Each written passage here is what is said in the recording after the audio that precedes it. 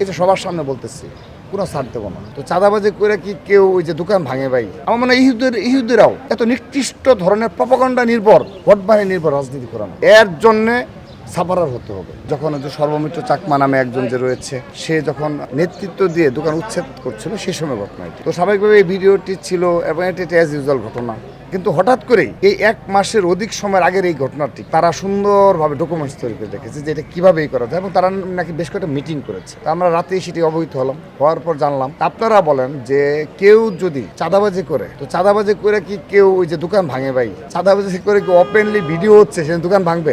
Let me finish, আমি শেষ করিনি। তো এটি কি একটা সুস্থ মস্তিষ্কের ঢাকা বিশ্ববিদ্যালয়ের স্টুডেন্ট, সে যদি চাঁদাবাজির ইচ্ছা থাকে কোনো দোকান থেকে সে চাঁদা তুলবে, তাহলে ওপেন ভিডিও হচ্ছে, আরো বেশ কয়েকজন রয়েছে এবং খুব থেকে সে ভাঙচুর চালাচ্ছে, এটা কি কখনো হতে পারে? আর 1 মাস আগের ঘটনা, তাহলে কি ইনস্ট্যান্ট সে সময় এই ঘটনাটা কি ভাইরাল হতো না ভাই? এই ভিডিওটা তো অনেকের কাছেই রয়েছে। এটা যদি সত্যিকার অর্থে চাঁদাবাজি কিংবা এরকম কোনো ঘটনা ঘটতো, তাহলে তো তৎকালীন সময়ের সাথে সাথে এটি ভাইরাল হয়ে যেত। তো নির্বাচনের সময় এই যে শিবিরের বি টিম, এই বি টিমের সদস্যরা সরাসরি শিবিরের কয়েকজন মুখোশধারী আছে না, যারা মিডিয়ার সামনে এসে অনেক বড় বড় সুন্দর সুন্দর কথা বলে, জাস্ট মিডিয়ার পেছন থেকে গিয়েই নির্দেশনা দেয় যে যত অশ্লীল ভাষা আছে সেই অশ্লীল ভাষায় সোশ্যাল মিডিয়া সয়লাভ করে ফেলবে। এটা নির্দেশনা, দলীয় নির্দেশনা। তো তাদের সে বি টিম এই ধরনের একটি ঘটনা অবতারণা করেছে, এবং আজকে তারা যে ডকুমেন্টস তৈরি করেছে আপনি দেখবেন, সেটা কিন্তু অনেক দিনের ধারাবাহিকভাবে তারা প্রমাণ চিত্র তৈরি করছে, কারণ এটা করতে সময় লাগে। তো আমি এই ডকুমেন্টস দেখলাম আর খুব কষ্ট পেলাম যে বাংলাদেশে আওয়ামী লীগের আমলে 15.5 বছর আমরা এক ধরনের বাস্তবতার মুখোমুখি ছিলাম,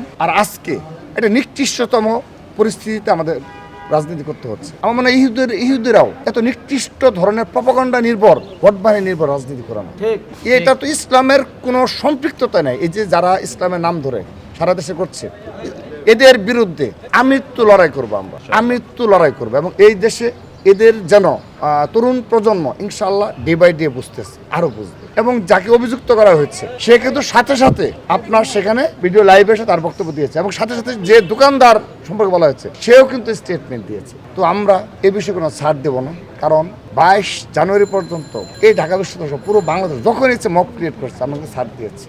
এই যে সবার সামনে বলতেছি কোনো ছাড় দেবো না। আমরা সকালে নির্দেশনা দিয়েছি যে প্রক্টর স্যার, কারণ সরাসরি গিয়ে মামলা করলে সবাই বলবে কেন সরাসরি মামলা করা হলো।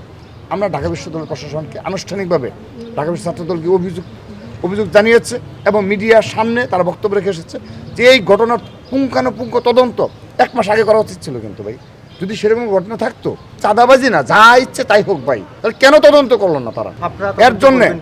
এর জন্যে সাফারার হতে হবে।